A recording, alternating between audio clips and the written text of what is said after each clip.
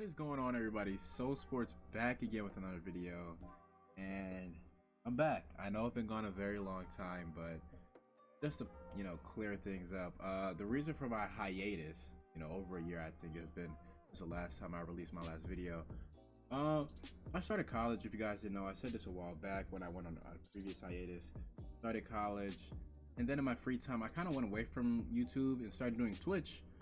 Twitch.tv/TheKing. So if you guys want to follow, up to you guys, whatever. But either way, I did some Twitch things, and then Twitch got boring, to be honest. So now I'm pretty much back here, and I think this is where I want to stay at. I just want to focus merely on NBA content.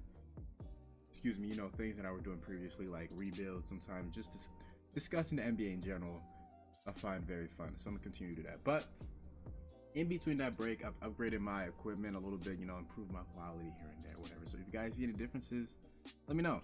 But with that out the way, let's get into what I'm doing now. So I thought the best way to come back would be to do an Indiana Pacers rebuild. This is going to be a series, not a one video type thing. I'm going to try to make it as realistic as possible. So I found this share because for some reason Start Today isn't in 2K. I'm trying to make it as ultra realistic as possible. And I guess Sabonis is out with an injury, a sore neck, whatever. Like, I've been going team to team and been trying to see, like, Zion, this has him out for the season. He could be out for the season, but do we know? Isaiah Stewart, I don't even think he has a knee sprain. Like, it's just some weird things. I mean, but some things are correct. Like here, Chris Paul is out. Like, he's not hurt in real life, so I don't know why he's out 4 to 6 weeks here.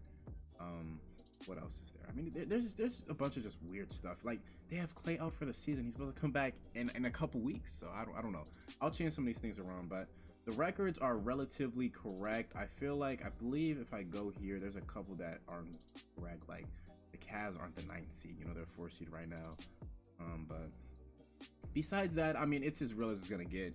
I mean, 2K has just messed up my GM for whatever reason. But either way, let's talk about the team I'm going to be rebuilding, the Indiana Pacers. So I chose the Pacers because aside from the Trailblazers, they've really been the talk of the town this year as opposed to teams blowing it up. I mean, the Pacers have peaked. Let's be honest. Their peak is a first round. If they get a good matchup, maybe a second round team, but it's just not going good for them. They tried different things. They fired, Coach Nate McMillan, which I believe was a terrible move. He wasn't the problem for this roster. Their problem was their talent. They're not really that talented bunch. They have a lot of quality NBA players, but they don't have that star. And I even say that because I don't even think Domantas Sabonis is that type of star. He's a very solid, maybe third, second option on a championship team, but he's not that go-to guy. Let's be honest now. They got Rick Carlisle, and it just has not been good. Previous years they've had guys like Victor Oladipo, and unfortunately injuries have derailed that. But we're gonna try to turn this ship around, and I feel like the best way to do that for the Pacers is just honestly blow it up. Let's get rid of our quality, players that have a lot of value, and let's move on from them. Let's try to get as many draft picks as possible.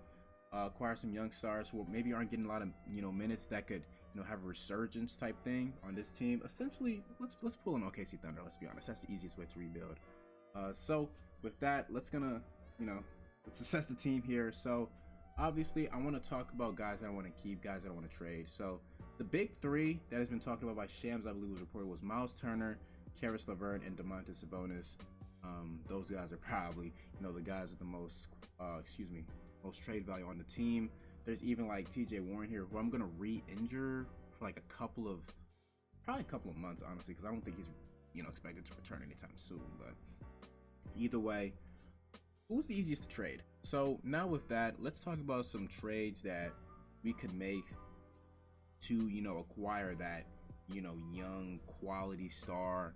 I feel like that's what I want to do. I want to have a young star, maybe not a young star, but a young guy blossoming into a star. So Domantas Sabonis is probably the best trade piece. Two-time All-Star. He's a really, really, really skilled big. He's having a fantastic year this season. Too bad it's not really, resulting in wins, as they are. I think they're at the 13th seed right now. I don't know. They're on a little, win streak or whatever. But anyways, what teams make sense for Domantas Sabonis? So top of my head, the Warriors are always a team that just makes so much sense. The problem with that is I'm trying to think of a way to financially make it work. Let's go look at the Warriors, honestly, now that we're talking about them. And it's going to be hard, to make a trade, considering the fact that I feel like obviously these two guys are here to stay. Wiggins is another guy who I don't think they look to move in, and Klay Thompson as well. They have a lot of money tied to these guys. So if I want to make a trade happen, I would have to get back a Kuminga. I would have to get back a Moses Moody, and then I have to get back James Wiseman, who they also have Alpha. I don't know. I'll change on this either way, but that's probably the package of players that I'd want back. And would the Warriors be willing to, get rid of all of that? Maybe. That's definitely a trade we can try, because I believe with Wiseman's $9 million and then Kuminga's, what is that, $5.5 million, and then you got Moses Moody's contract that should, just about equal Domantas Sabonis' contract. Another team that I'm looking at, if I can find them, I mean, this AI is just weird. The Kings was another team that maybe I could look to make a move with if they're willing to part ways with like a Tyrese Halliburton, maybe even a Davion Mitchell. Is that a move I'd like to make? Definitely. Just because I've seen guys like Davion Mitchell and Tyrese progress well. Also, if I didn't say it earlier, I want it to be as realistic as possible. So I'm not just gonna be trading Domantas Sabonis for like, I don't know, Karl Anthony Towns or something. That's not realistic. I want this, series to be as realistic as possible. So I'm trying to have it so like, I'm gonna tweak some settings here and there. I have, the trade approval on, because the CPU just makes crazy trades all the time. So it's gonna be as realistic as possible is what I'm gonna say. But either way, I mean, the Knicks don't really make sense. The Magic, the Mavericks are also an interesting one, but it's like, what would I want back is Jalen Brunson, and he's only making $1 million, plus like taking on Tim Hardaway Jr.'s money. Is that worth it? I don't know. But I feel like right now the Kings and the Warriors are the two teams. As for Caris LeVert and Miles Turner, any team out there looking for a big is what I'll just trade him for. I feel like if I can get like a first round pick out of them, I'm good. And then same thing with Caris LeVert. I mean, to me, honestly, they're whatever players. The big one right here is Domantas Sabonis. But with that said, let's assess the rest of the team outside of those three. So moving forward, Malcolm Brogdon is here for at least this year. We can trade him in 2K, but in real life we can't trade. He's not tradable. He just signed a new extension, so he's going to be here for the long. And honestly, even with that extension, I do want to keep him around, because I feel like he's the perfect point guard to have if I do end up drafting like a Jaden Hardy in this draft or something like that. A Paolo Banchero, which is another thing I didn't talk about the draft. I'll get to that later, but either way, I feel like he'd be a nice player to keep for the rest of the year. He has a good contract too. He's making what, $23 million a year, 22 in some change $1 million a year. 4 years is definitely a good contract, and I feel like he's a player that can play well into his 30s and still be effective. TJ Warren, another guy I believe I'll trade. I just don't think he has a spot on this team, to be honest with you. I mean, he's already caused a rift within the organization, and let's be honest, TJ Warren is not that good anyway, so I'll probably look to move on from him. Moving on from them too, we have TJ McConnell, who's kind of like the heart and soul of this team, but he's already 29. I believe, honestly, is he out for the rest of the year this year? I feel like he's out indefinitely anyway, so I'm gonna fix the injuries and stuff. I'm gonna give those players those correct injuries, and if he's out for some time, once he's healed, if a team wants to trade for him for like a first round pick, say a team is like up there in the standings and they're willing to sacrifice their first round pick, I think that's a move that I'll definitely take. And now we get to the interesting player, Chris Duarte. He was drafted this past year and has been having a great rookie season, but the question is he like a valuable piece for us? I don't think honestly there's any untouchables on this team. I mean, Chris Duarte is already 24 years old, so what he is now is probably what he's going to be for us. Honestly, he might project to be like a spark off the bench for us. I don't think he's that permanent two guard for us. We'll see how he finishes off the year, but look, if a trade comes, don't be surprised if I move him. That's all I'm going to say. Torrey Craig is another player that for a first round pick, if a team is looking for a vet, wing, I'll move on from even a couple of seconds, maybe two, that I can use in another trade. Jeremy Lamb, I want to say Jeremy Lamb is the longest tenured Pacer. He's not. Okay, I don't even know why I said that, but either way, another guy I'll probably keep this year because I believe he has a team option, if I'm not mistaken. Oh, it's just the last year of his deal. Okay, well, that kind of changes things. If it's the last year of his deal, I'm going to try to get as much value as I can out of him. Kellen Martin, another old wing. Justin Holiday, I'll probably look to move on from him. O'Shea Brissett, honestly want to keep, because he's been playing really well in real life, and I feel like his game will be great in 2K as well. Lob threat, I'm not gonna lie, he's a better shooter, I feel, than a C+, but we'll see what that is exactly. Isaiah Jackson, was he a first round pick? He He was a first round pick. Okay, Goga Bitadze, and then you got the G League guys.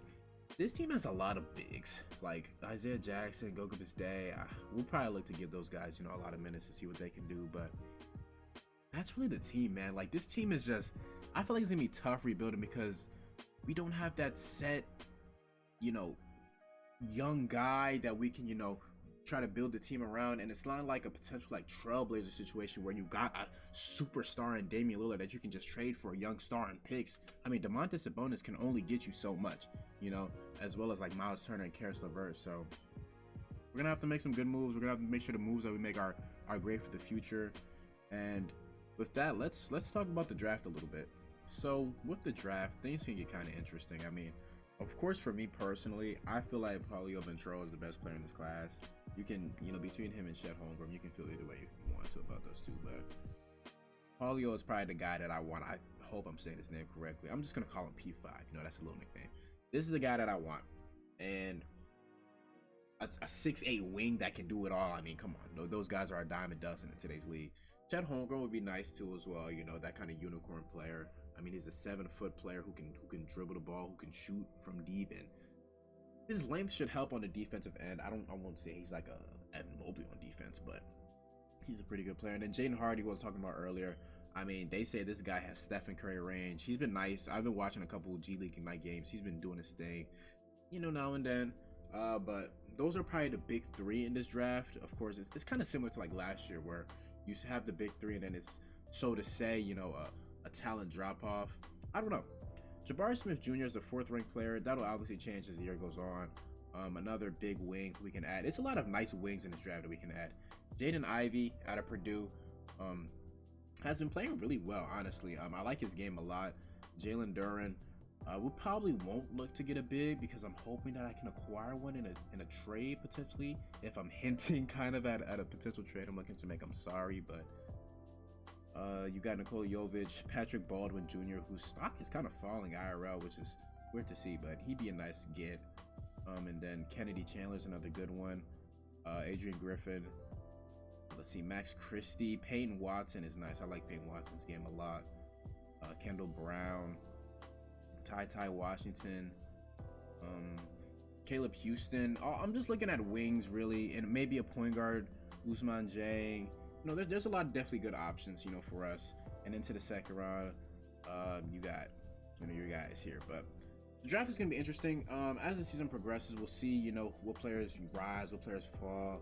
Right now, I want a wing. That's definitely the player I want to go for, but things can change. Maybe I might fall in love with a Chet Holmgren. You know, if his combine, if he does well through the season, and we'll see where he ends up and stuff like that.